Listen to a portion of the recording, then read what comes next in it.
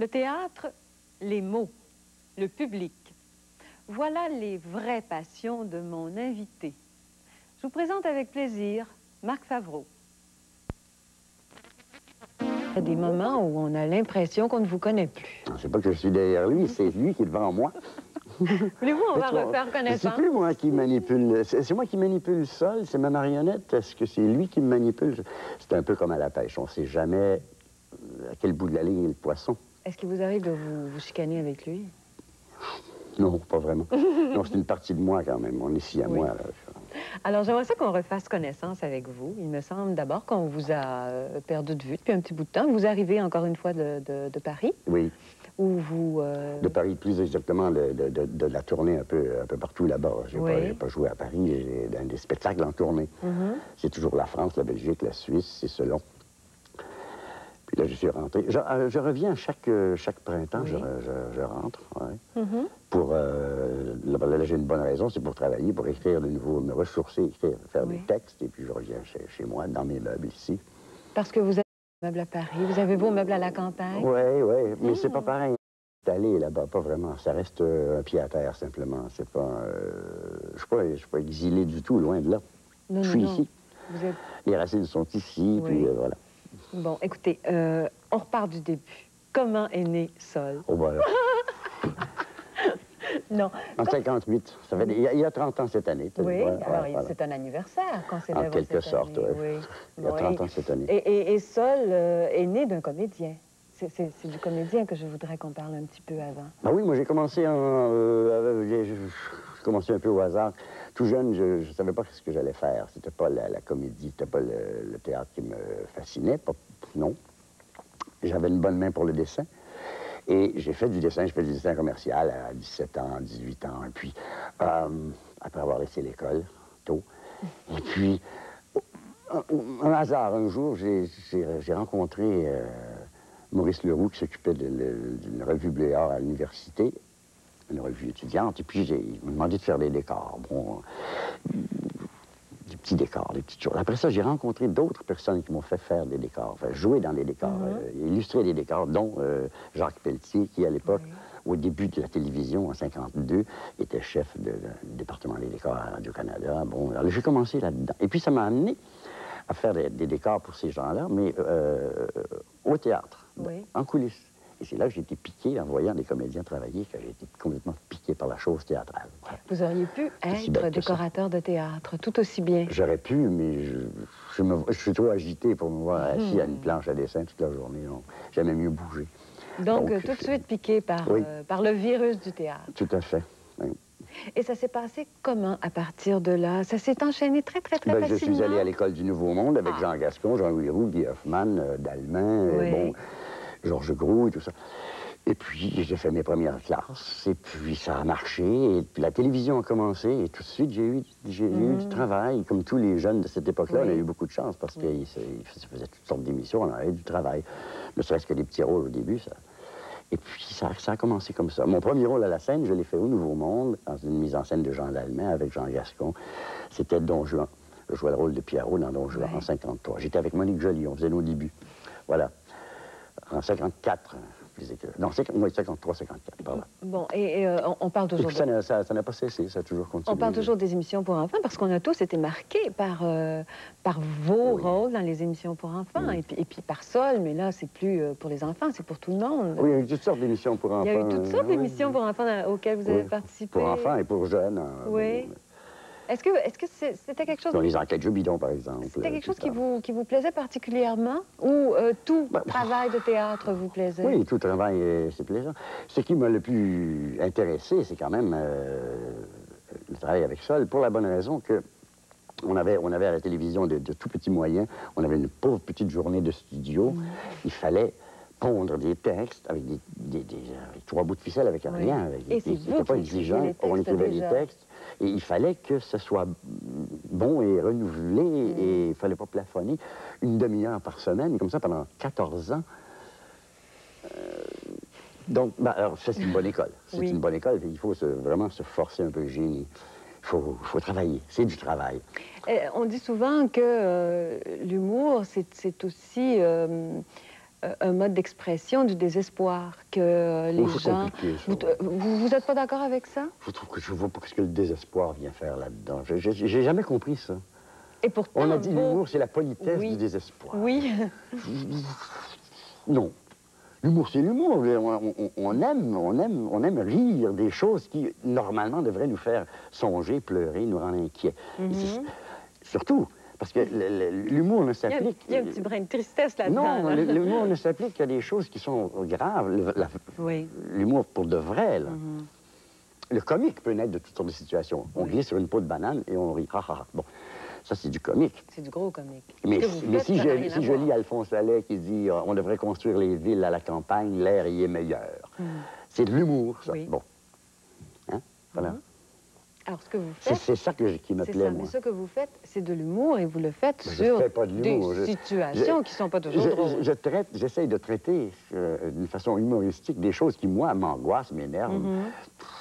Comme tout le monde. Vous affole. Hein? Bon. Et qui nous affole tous. Le béton, donc c'est pour la ça qu'on trouve ça pollution, drôle. le blablabla, tout ça. C'est épouvantable. Il n'y a qu'à lire le journal. Il n'y a que ça, toujours. Bon. Alors, quand on peut désamorcer tout ça avec un brin d'humour, ça fait du bien. La preuve, c'est que ça marche. Les gens ont besoin de rire. Et surtout, rire de tout ce qui est grave, sérieux, important, ou qui semble l'être. Tout ce qu'on a bien voulu nous apprendre qui était important et grave et sérieux, c'est toujours pas toujours. Et rire des attitudes des êtres qui se prennent au sérieux aussi, ou qui sont obligés de se prendre au sérieux parce que ce sont nos dirigeants. C'est toujours très drôle. D'où la caricature. Hein? C'est pas d'hier, ça a toujours existé depuis l'Antiquité, la caricature. Est-ce que c'est vous qui avez découvert que vous alliez tout à coup prendre ce personnage-là et le porter sur la scène Petit à petit, ouais, c'est venu. Comment petit à petit. Ça s'est pas fait du jour. Vous n'êtes pas levé un matin en disant voilà. Je ne suis pas né avec un plan de carrière, si vous voulez savoir. Absolument pas. Ça n'existe pas pour moi. Non, ça, je n'en doute pas. Mais ce que je veux dire, c'est... Je suis laissé aller aux événements, et puis, hop, ce personnage-là est né tout à coup. J'ai eu du plaisir à le faire, et puis je m'y suis attaché. Je l'ai nourri, ce personnage-là. Après des années de télévision, je l'ai monté à la scène pour voir ce que ça donnerait. Je l'ai nourri. Maintenant, c'est lui qui me nourrit. Voilà. Oui, vous êtes chanceux parce que se faire vivre par un clown, c'est pas tous les jours, c'est pas tout le monde qui a cette chance-là. C'est pas désagréable parce que dans une vie antérieure, au tout début, quand j'étais tout jeune comédien, il m'est arrivé de vendre la nourriture pour chiens à la télévision. Ça, j'aimais moins. J'ai rien contre la nourriture pour chiens, mais être obligé de faire ça, quand on choisit le métier de comédien, normalement, c'est pour se faire plaisir, surtout. C'est très égoïste. Oui. C'est très narcissique aussi, est-ce qu'on dit? Est-ce que c'est vrai? Oui, bien sûr. Mais quand on est caché derrière un personnage, est-ce que c'est aussi narcissique? Ça l'est plus? On le regarde, c'est un véhicule commode. Oui, on le regarde vivre, on l'évalue, on le projette sur scène, puis on dit, regardez, le voilà. C'est une commodité, un personnage, c'est sûr. Ça, c'est votre liberté aussi. Oui, c'est mon divan de psychiatre aussi. Je lui fais dire tout ce que j'ai le goût de dire, c'est commode. C'est un véhicule parfait. Il peut d'ailleurs se permettre de dire des choses que peut-être vous n'oseriez pas dire. Que je n'oserais pas dire. Ou alors que, non, parce que j'aurais la sensation de faire du sous-sol. Ça serait trop ordinaire. J'aime mieux que ce soit lui, sa façon candide et naïve de dire les choses, qu'il le fasse. C'est mieux. Mais il a une grande sagesse, Sol, dans sa façon candide et naïve, comme vous dites. Grande sagesse. Il constate. Je sais pas, je peux pas beaucoup en parler. J'ai jamais vu le spectacle, jamais vu de spectacle. Ah, mais vous devriez peut-être. Parce que moi, ce qui m'intéresse, vous voyez, c'est d'être sur la scène et d'avoir devant moi une salle pleine de monde, autant que faire se peut. C'est ça le plaisir, c'est une drogue, c'est le public. Puis là, et c'est sportif. On fait le noir et hop, ça commence. Puis on lance une première balle et comment elle va revenir et hop, et hop, et hop. Et c'est un jeu de ping-pong, hein, c'est un match. Oui, et c'est superbe. Vous le sentez beaucoup, ce match-là, entre le public et vous, quand vous êtes sur scène? Bien sûr. Est-ce qu'il y a des bonnes salles et des mauvaises salles? Non, il n'y a pas de mauvaises salles. Si la salle réagit moins, on peut toujours se poser des questions sur ce que nous, on fait sur scène, ça c'est sûr. On est peut-être mal luné, n'importe quoi. Oui. Non. La salle est le reflet de la scène et vice-versa. Il n'y a pas de mauvaise salle. Il va y avoir des salles plus timides. Si je suis devant des... On dit qu'il y a des salles froides parfois qui réagissent moins. Non, vous arrivez toujours à... Pas froides, mais des salles qui vont moins réagir parce qu'elles sont plus timides. Ça dépend des régions, ça dépend des des lieux où on est. Ça dépend de l'âge. Une salle d'étudiant, c'est pas une salle du troisième âge, bon, par exemple. Ça ne réagit pas de la même façon. Vous dites que ce qui vous intéresse, c'est la salle, la scène. Et vous avez même choisi de nous retrouver ici, dans un théâtre, dans un cinéma, à l'Élysée. À l'Élysée. Qui veut dire beaucoup pour nous. Oui, c'est pas pour rien que j'ai demandé à être là. C'est parce que l'Élysée, c'est un théâtre qui rouvre, qui vient de rouvrir. Oui. Enfin, je dis un théâtre, c'est une salle de spectacle. On y faisait du cinéma. À l'époque des années 50, moi, c'est mon souvenir personnel, en tout cas. Bon, dans les années 50, il y avait cette salle de cinéma qui était très courue.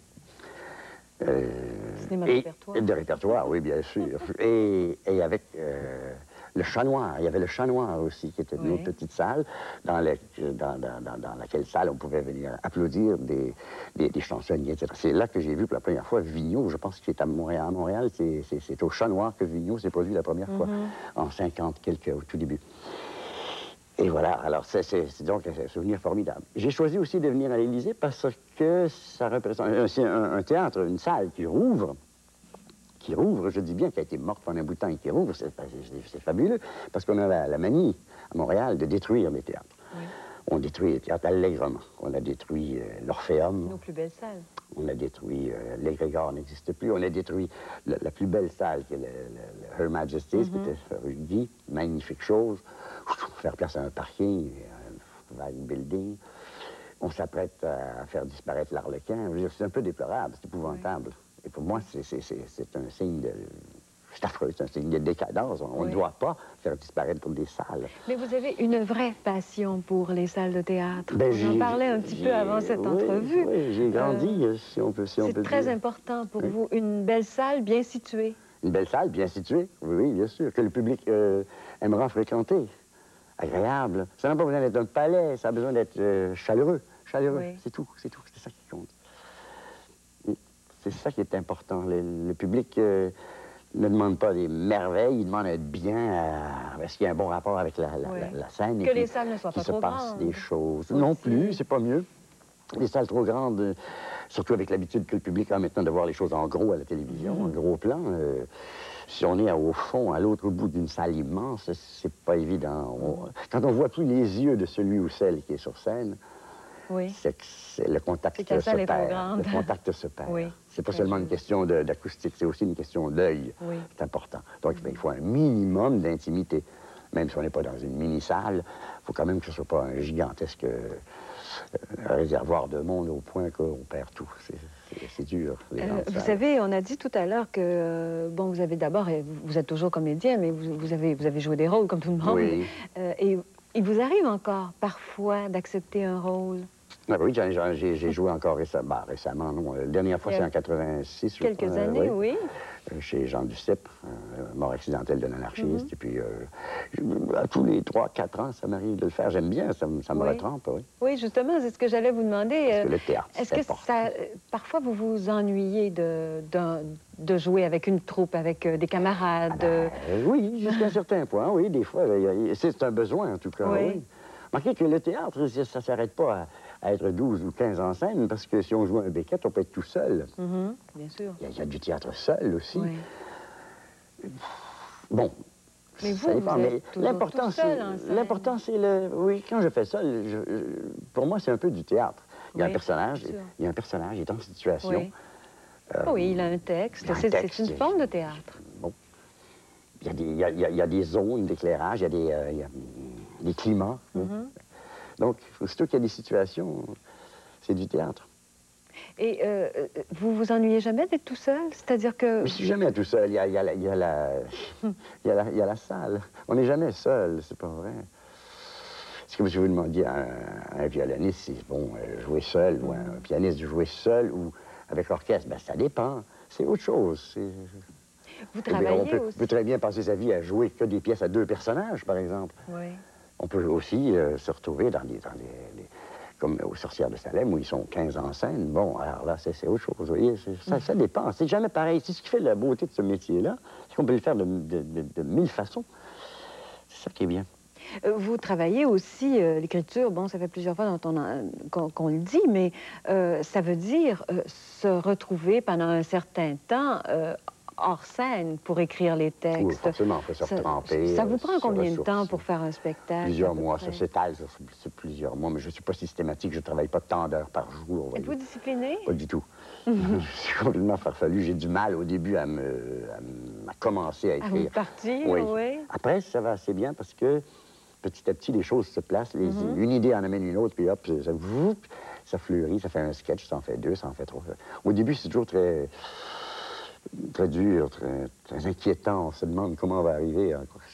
Tout a été dit. Ben oui, tout a été dit, mais tout est encore à redire. Oui. Est-ce qu'on va cesser d'écrire un roman sur l'amour, sous prétexte qu'il y en a des milliers qui ont été faits? Non, il y a toujours quelque chose à dire, c'est pareil. Je ne vous demanderai pas ce qui vous inspire, on le sait ce qui vous inspire, on n'a qu'à vous écouter. Mais est-ce que vous travaillez toujours ici au Québec pour écrire, ou si vous pouvez écrire n'importe où? Êtes-vous maniaque? Non, je ne suis pas maniaque, seulement il est sûr qu'en tournée, par exemple, c'est très difficile de se concentrer. Oui. On est toujours déconcentré. Non, c'est presque pas possible. On peut des fois noter des petites choses, mais... Moi, enfin, pour ma part, j'ai du mal en tournée à faire ça. Je suis trop éparpillé. Donc, il faut pouvoir se concentrer, se mettre au vert, sortir du circuit un peu. C'est un peu le travail de moine, au départ, en tout cas. Oui, et vous êtes quelqu'un de très fébrile. Vous ne devez pas trouver ça facile de vous asseoir à une table et d'écrire. Non, c'est pas facile, c'est très dur. Ça me fait fumer, par exemple. Oui. Une fois que des textes sont écrits, il faut les relire, il faut les essayer en quelque sorte. Il faut quelqu'un pour les écouter. Comment vous travaillez à partir de... Non, je travaille moi-même. Je travaille tout seul jusqu'au moment de vraiment mettre ça en forme de spectacle. Oui. Alors là, j'en ai une forme de spectacle, mais il y a plein d'abus. C'est trop long, c'est trop ceci, c'est trop cela. Puis là, j'ai besoin d'un troisième œil autour pour dire non, ça, on coupe, on... Surtout dans les complaisances. C'est surtout ma compagne, Micheline Gérin, qui est comédienne et qui a toujours suivi Sol de près. Et Robert Duparc, côté technique, scénique, toute l'organisation scénique de ça. Donc c'est suffisant de quelqu'un en qui on a confiance, qui nous dit non, non, là, ça et Micheline Gérin, c'est votre compagne, votre complice depuis longtemps. Oui. C'est remarquable. C'est une belle réussite, ça aussi. C'est toujours remarquable. Une amitié, c'est fait pour durer, ou alors ça vaut pas la peine d'appeler ça une amitié, une grande amitié. On est de grands amis. Mais c'est exceptionnel aussi, des couples qui durent aussi longtemps et aussi bien. Est-ce que vous en êtes conscient de ça? Moi, j'ai rien contre le fait d'être exceptionnel, savez-vous, de vivre dans un monde exceptionnel. J'adore ça. Est-ce que vous y mettez beaucoup d'énergie à être exceptionnel? Non. C'est naturel pour vous? Ça dépend. Ça dépend de quoi on parle. Sur ce qui nous occupe en ce moment, vivre avec quelqu'un qu'on aime bien et avec qui il y a une énorme complicité et beaucoup d'amitié, c'est très facile, finalement. Ça ne pose pas de problème. Vous savez que vous avez beaucoup de chance. Beaucoup de couples disent qu'au contraire, c'est très difficile de vivre en couple. C'est formidable ce que vous venez de dire. C'est pas de vivre en couple qui me frappe. Moi, je ne sais pas comment dire. Un bon ami, c'est très rare l'amitié, la vraie amitié. On le sait, on ne va pas revenir là-dessus. Bon, on n'a pas beaucoup d'amis. Personne n'a beaucoup d'amis. Quand on en tient un, il faut le garder. C'est pareil. Je ne vois pas ma femme comme une épouse. Ça n'a rien à voir. C'est pas comme ça que les choses se font.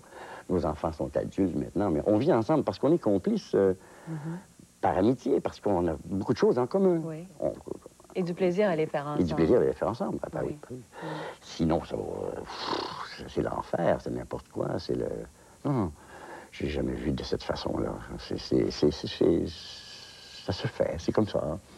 Vous avez aussi la réputation d'aimer bien vivre, c'est-à-dire d'aimer la bonne chair, les bons vins, le plaisir des amis. Là, je ne suis pas exceptionnel. Là. Non, absolument pas. Mais c'est quand même des choses qui vous rendent la vie très agréable. Bien sûr, c'est important. Sinon... Il y a déjà suffisamment de contraintes dans la vie que si on peut au moins se payer une bonne bouteille, un bon repas et des bons amis pour les partager, c'est formidable. Non, c'est très important, ça, c'est sûr. Ça fait partie de la qualité de la vie. Hein? Oui. C'est important. Qu'est-ce que vous trouvez, au niveau de la qualité de la vie, de différent en Europe qu'ici et qui rend votre vie peut-être plus complète? Hors le travail. C'est pas les mêmes choses. Ici, on respire plus facilement, il y a moins de stress. Là-bas, c'est plus tendu. Forcément, ils sont plus nombreux, donc la pression est plus forte. Comme toujours, parle d'une ville comme Paris en particulier, ça dépend où on est. Mais bon, c'est équivalent. On ne retrouve pas exactement les mêmes choses, mais il y a des plaisirs partout. Je ne fais pas de différence. Moi, j'aime bien, je me trouve assez bien partout. C'est peut-être un peu facile, mais... Vous vous adaptez facilement? Ah oui, j'adore New York, Londres, beaucoup. J'y vis pas, bon, parce que je m'exprime en français, c'est autre chose. Mais j'aime bien m'y retrouver, par exemple. Vous vivez un peu une vie de gitan, hein? Vous êtes toujours de saltimbanque, vous êtes toujours parti un peu à droite, à gauche. Tourner, oui. Dans saltimbanque, il y a banque quand même. C'est mauvais jeu, je sais, c'est mauvais. Donc, on revient au saltimbanque. Cette vie-là... Une vie de saltimbanque, ben, c'est une vie de voyage. Oui. Une vie de voyage, ben, c'est pas désagréable. On est toujours entre deux valises, entre deux hôtels. On voit des gens différents. C'est pour ça que lorsque je reviens, par exemple, au Québec, je fais ouf, je reviens. Ou même après une tournée au Québec, on aime bien revenir chez soi, faire ouf, hop, on se retire. Mais c'est de varier qui est agréable dans la vie. Ce qui nous tue, c'est la routine, hein, n'importe qui le sait. Donc, si on peut déjà varier son travail en pouvant le faire ailleurs que toujours au même endroit exactement. J'envie les auteurs, par exemple. Quelqu'un qui n'est que auteur, c'est fabuleux. Il peut s'en aller dans une île grecque pendant 6 mois, écrire, envoyer ses textes à Radio-Canada ou Dieu sait où, ou à Radio-Québec. Quelqu'un qui m'a dit récemment, j'aurais aimé ça écrire pour rester chez moi. Alors, vous voyez, ça dépend des on peut rester chez soi à toutes sortes d'endroits. L'individu que j'envie le plus, c'est Ernest Hemingway, qui avait une maison un peu partout. Il y avait une maison en France, aux États-Unis forcément, à Cuba, et en Espagne, et je pense même en Angleterre, en Suisse. Il y avait des petites maisons partout. Et il se dépaysait lui-même dans ces petites maisons. 1 mois par-ci, 2 mois par-là. Mais vous allez finir par y arriver, là. Ben, j'adorerais ça. Non, c'est pas possible quand même. Mais, bon, vous voyez, mais lui, il n'était qu'écrivain. Il n'avait pas des exigences de salle de spectacle à Strasbourg tel soir ou à Victoriaville le lendemain, etc. Ce qui est notre lot, hélas. Mais c'est un lot que vous aimez bien, ne dites pas hélas. Non, je dis hélas, une façon de parler. Ce sont des exigences dans le temps et dans l'espace. C'est un métier qu'on a choisi, il est comme ça. Hein, bon, on appartient au public. Vous arrive-t-il de penser à ranger Sol dans une boîte pour un bout de temps ou pour longtemps? Ça vous arrive jamais? Tant qu'il me servira de véhicule, je vais continuer de le nourrir, ce personnage. C'est chouette. Vous n'y pensez pas? Je pense pas à ça. Est-ce que ça vous rendrait triste? Pas plus que je pense à la maladie, vous voyez. Je pense pas à ça, ces choses-là. Qu'est-ce qui vous passionne le plus à part le théâtre? Mais tout, la vie. La vie, c'est passionnant. Mais quoi dans la vie? Tout. Même les choses qui vont mal, je veux dire, tout me passionne. Je suis un curieux de tout ce qui se passe, une nouvelle découverte, mais bénéfique ou maléfique. On découvre qu'il y a des trous dans l'ozone, c'est pas un cadeau. Mais si on découvre un nouveau médicament qui est vraiment efficace, ça, c'est un cadeau. Alors, tout. L'action des gens m'excite beaucoup. Les gens actifs... les autres, on n'entend pas parler des gens passifs la plupart du temps. La majorité silencieuse, on les appelle. Oui. Oui. S'ils se manifestaient plus, ce serait mieux. On ne doit pas être une majorité silencieuse. On ne doit pas faire partie de ça. Vous ne faites pas partie, en tout cas, de la majorité silencieuse. Il me semble que c'est important. Mais est-ce qu'il n'y a pas des gens qui sont la parole des autres? Est-ce que vous n'êtes pas, en quelque sorte, à travers votre personnage, la parole de ceux qui ne peuvent pas la prendre pour toutes sortes de raisons? Vous ne vous percevez pas comme ça parfois? On doit toujours prendre la parole. Si on attend qu'on nous la donne, il faut la prendre pendant qu'elle passe. Oui. Et vous ne la laissez plus passer. Vous l'avez gardée pour vous. Une partie. Non, il y a plein de gens qui s'expriment depuis le début des temps. Et c'est en s'exprimant qu'on se découvre. On fait des erreurs, c'est très bien aussi. Ça fait partie de l'expérience, c'est formidable, tout ça. Mais faut agir. Faut agir. Et pour agir, il faut être curieux. Ce n'est pas curieux. Je veux dire, moi, j'en reviens toujours à la curiosité. C'est la curiosité qui fait qu'on avance. Ah, c'est très juste. Est-ce que vous vous trouvez chanceux? Oui, j'ai une bonne étoile. J'ai jamais été malade. Je suis toujours en bonne santé. Les choses se passent bien. Les choses... Je suis né sous le signe du scorpion. Je suis serpent dans l'horoscope chinois. C'est bon, ça se passe bien. Je ne sais pas, ça se passe bien pour moi. Alors voilà. Oui, je pense que j'ai beaucoup de chance. Encore que là-dessus, je crois que la chance, on la fait un petit peu. En se rendant disponible. C'est une question de disponibilité. Si on n'est pas là, la chance peut passer. Puis, oui. Ou si on ne la voit pas, la chance passer. Il faut la saisir. Et puis, il faut se laisser aller aux événements. C'est là que la chance intervient tout à coup.